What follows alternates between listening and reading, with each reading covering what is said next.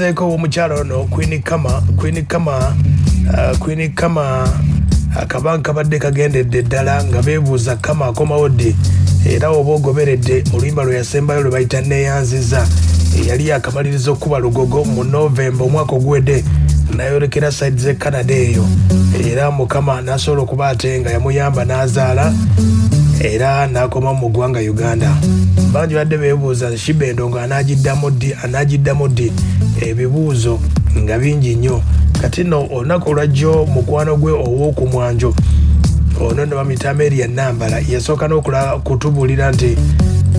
omwana gw'azadde erinnya lye bamutuumye byonna yasooka okubitutegeeza. Kati nno Joe yategeezezza nti enteekateeka zonna zaawedde, Shiba Endongo gy'aleeta maanyi nnyo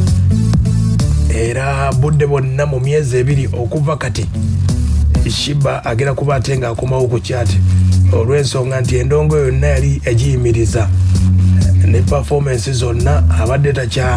ng'akyakuza mwana mu mbeera eyo ne kati agemba embeera eteredde